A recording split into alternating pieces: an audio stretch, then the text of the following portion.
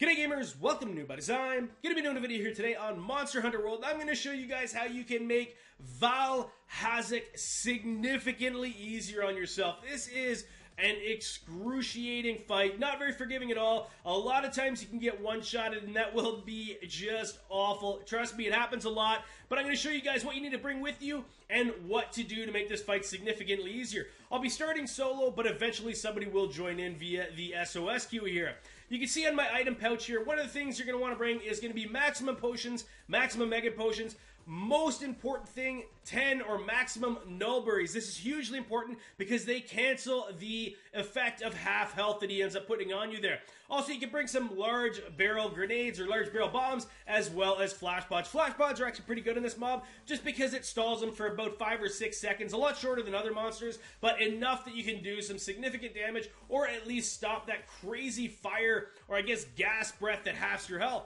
Another important thing you're going to want to do is make sure you set up a good radial menu. You can see I've got Nulberries top left, large barrel bombs top right, mega potions left, and the regular potions to the right. Generally speaking, I won't actually get to use the mega or the regular potions. I'll actually just use those combined with honey so that I can actually create more or craft more mega potions. And again, that's just to get your health going because this strategy on this fight, you can see right now, I've taken the poison or the area effect that lowers your health in half. Go ahead and use the Nulberry quickly with my radial menu, and then you'll see that I've now got rid of it. Only thing about it is now you're kind of running around doing these wide circles like you can see I'm doing right now. Again, avoiding that friggin' plague breath here. And then I'm going to go ahead and use my potions again via my radial menu here to make sure I can get it quickly. And if Vaal Hazak wasn't enough difficulty, you can see that the stupid little mobs and stuff, or the mini monsters, whatever your small monsters, whatever you want to call them, come in and they just constantly, it seems like every time you're trying to charge your health, they end up charging at you and interrupting it.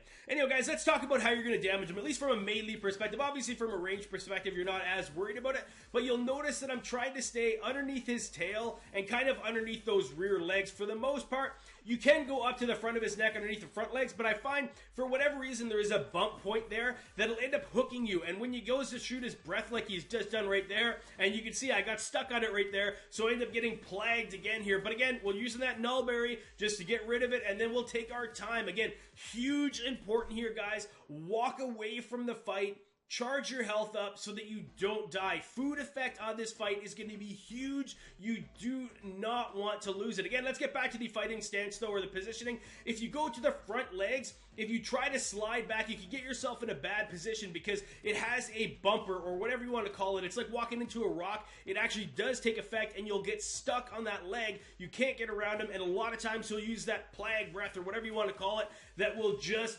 destroy you. If it doesn't kill you in the one shot, it will at least give you that plague that will significantly reduce your health. And again, you're going to get that plague even accidentally, probably quite a bit. I know when I did this fight, I actually went through about 15 Nulberries. But one thing I'll say about that as well is those Nulberries, actually there's a couple areas where he will be fighting you and you can actually pick up 2 at a couple different spots just from the plants that are actually farming them there. So make sure that you grab those if you need them. That's going to be a massive advantage, guys. I can't stress that enough. And another thing, like you can see, again, I'm underneath him, working him. This is actually right here going to be one of those areas where you can pick up a Nulberry. But again, you'll see that plague breath. That was luck. I don't know if you guys seen how close that was. That plague breath probably should have got me, and it would have killed me because I already had the plague at that point, and I would have been dead for sure. You can see, again, I've run out of Nulberries here. There is an area right close to here, though, that you actually can pick up some more. I just don't have them right now because I'm trying to pop out some damage rather than having this guy do all the work for me.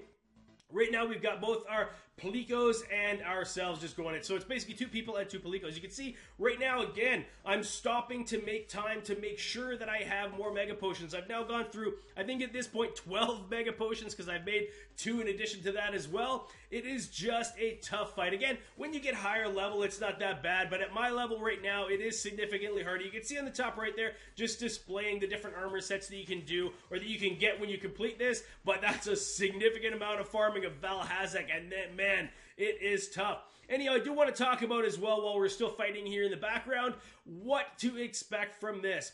It is a dangerous mission to flag as a 4-person mission and do the SOS relying on randoms to come into this, because I can't tell you how many times I tried this. It's probably about 4 or 5 where I've tried this with people that just die instantaneously, like just terrible players, or not even really terrible players. It's a really difficult fight, so I can see how you can die in it quite a bit, but you'll go with this fight, you'll be doing really well yourself, and you'll have somebody that you're playing with that ends up just randomly joining your party, and they'll die 3 times in like 2 minutes, and then you've got to start over again. And of course, it's never going to be like at the start of the fight. It's when he's like half dead or 3/4 dead, and you've been working your butt off for the last half hour.